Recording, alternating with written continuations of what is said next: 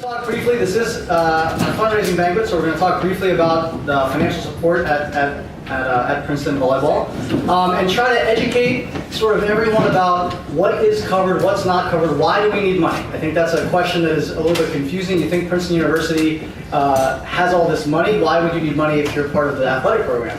And there's a big disconnect between the money that the university has and the money the athletic department has. And certainly, we're trying to educate people as to what that's about. So what's covered for Princeton volleyball for men and women? Our coaches' salaries, though not outstanding, we make a living. And that's covered. Okay, Nike apparel for both men's and women's teams, but it's pretty basic, right? It's like 4 t-shirts. It's actually each kid gets a sweatpant and a sweatshirt once every 4 years. So they come in as freshmen, they get that. If they lose it, that's kind of it. So it's pretty basic. Now it's nice they give it to us for free. We'd like to augment that. And this year Sabrina bought sweatshirts for all the girls. That was a friend's expense. That came out of our friend's account. Essential program elements for the women's team. So the university phrases this as, you're fully covered, you're fully funded. Proviso, except that in such which you are not. And so what does that mean? Anywhere the women travel in a certain radius is covered by the university. We went to West Virginia with the women's team my first year here, which is about 20 miles outside that radius, and we had to pay for it from our fundraising account for the buses, for the hotels, for the food, for everything. So since then, we try to schedule things within the region, okay, for the women's team. The men's team, we're paying for it no matter what, so we have a little bit more flexibility. So what's not covered, right? Assistant coach / men's coach, office, computer, telephone. I was shocked when I was looking through the financials after my first year. I made a bunch of recruiting calls, and I was charged for them. And I called and I said, why am I being charged for these calls? And they said, well, because you're a men's head coach and you're a non-funded program. I said, well, these were women's recruiting calls. And they weren't, but they could have been. And I said, wait a minute, these are women's recruiting calls. Shouldn't these be covered? I'm a women's assistant coach and we're a funded team. He said, oh no, actually that's only the head coach making recruiting calls would be covered for a funded team. Assistant coach is not covered. My computer was purchased out of the Friends account because it didn't matter if I tried to pitch, I was a head men's coach or an assistant coach for the women's team that was funded, that's not covered. So the idea that we're fully funded for the women's side is not entirely true. Jump boxes. A couple years back we bought some jump boxes which both teams used. That was considered non-essential. The whiteboards, which I love dearly, and actually the women's team, I've seen a bunch of really good notes up there lately they're starting to use, which is pretty exciting.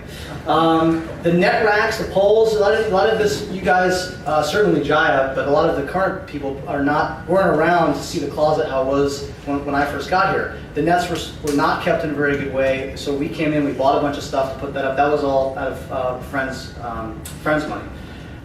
Video equipment. So we've gotten really into video analysis. So data volley, Mike Veja was our data volley expert for several years. He's taught me. I'm now a shadow of the man he once was in that regard, and several others, but in that regard. And I'm working hard to figure that out, but that costs a ton of money. And digital cameras, all that kind of stuff, that's considered non-essential, even though both men's and women's programs are required to upload video to the server. That's a legal mandate from each league. You would think that would be considered essential, not by Princeton. All right, that's something that we have to fundraise for. TiVo, we had TiVo working for a while. Bori left, and now I can't figure out TiVo, but it's just another expense that is something that we fundraise for. And then all of the men's operating expenses, so team travel, meals, officials coming in, EIVA membership, recruiting, all that stuff for the men. The men are a non-funded team. So that is where the fundraising comes in, where we need your help. And Sabrina and I are new to this, and we're learning how to ask for help. And a lot of folks have said, people won't give unless you ask. And they won't give unless you ask and explain why you need and what you need for. So we're trying to stumble through that process. We certainly can give much better pump-up speeches before a game than we can in that regard, but we're doing our best. The foreign trip, that's another thing that legally every NCAA team is permitted to do once every 4 years. The women went to Brazil in 2008, the men have never gone, and we're trying to have both teams go to Nicaragua this year. The men will go in October, the women will go in January. And that's fully funded from the donations from people in this room and alumni, and that's another big expense. One of the reasons we picked Nicaragua, aside from the fact that I'm very close with the guy that runs the tour, he was my agent when I played in Europe, was because it was cost effective. It was about $500 for each kid to get their flight to go to Nicaragua, which if you look at South America or Italy or something in Western Europe, you're talking at least $1,000 to $1,500. So it was very economical, and him owning land down there and owning some of the hostels that we're going to stay in, the whole trip was much more economical. So for our first international trip to bite that off, we said let's do something that we can do. Certainly moving forward, we would love to expand the scope of what's possible. Obviously, hopefully you guys won't be here in 4 years. But in 4 years' time, when we re-up this idea, we'd like to expand that concept of where the international trip could go. And also this year, we said we're going to go on the trip, and then we tried to raise the money for it. And in the future, we'd love to have a reserve where we say, we're pretty comfortable. We're going to go on this trip once every 4 years, something we could promise recruits, hey, we go on an international trip once every 4 years, it's in the bank, and the fundraising can supplement that. Full-time women's assistant coach. So my job description is women's assistant coach and head men's coach. And Sabrina and I figure out what that means I'm doing on a given day.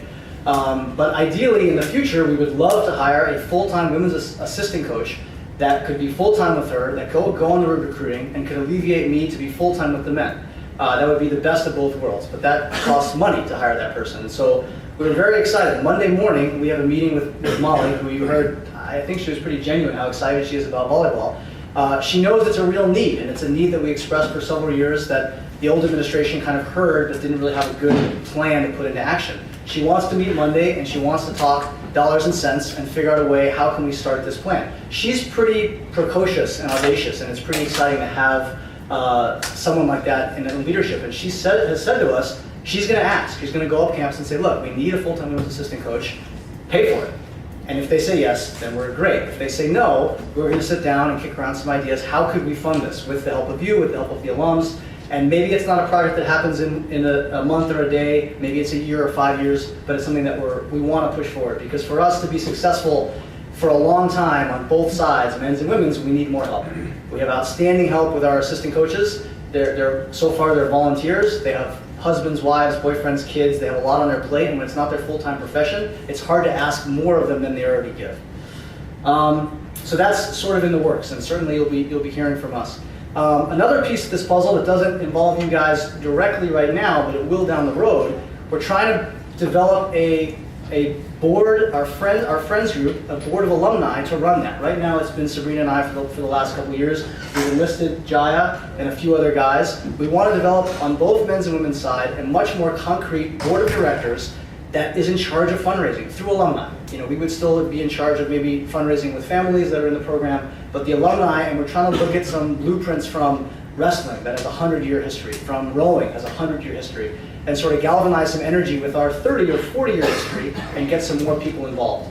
And so we'll talk more, but as you guys come through this program and become alums in 2, 3, 4, 5, 7, 10 years, that's something we'd love for you to be able to do, okay? Briefly, just talk about the Morgan McKinsey Award. Morgan McKinsey 1993 Men's Volleyball Endowment. When Jaya first came back and spoke at this event in 2010, we spoke about the men's longevity, and something that a lot of folks don't know. Prior to me being hired, men's volleyball was receiving a $26,000 a year grant from the NCAA for being a non-funded sport. So the NCAA was giving $75,000 a year to Princeton for men's volleyball, men's water polo, and wrestling. I thought it was alphabetical. I just got to the end and ran out of money. 3 non-funded sports, okay? And that $75 was split 3 ways, and it was great. And that, through some other funding, was sort of funding the men's team. On my interview, they said, oh, that's been cut. You'll have to raise that additionally. So when Jaya and I sat down, we said, we need to figure out a way to have some self-sustainability. Donations are great year to year, but if there's not a long-term plan, you may fall in some hard times and be in a tough spot. So the Morgan McKinsey Endowment was started by Jaya and a few other guys, and it's grown dramatically in 4 years' time. And so every year we try to fundraise enough to keep our head above water and pay for operating costs, and when we can, tuck a little aside and to grow this endowment. Because this endowment is linked into Princeton University's $16 billion endowment that is tied into Princo and gets a tremendous return every year.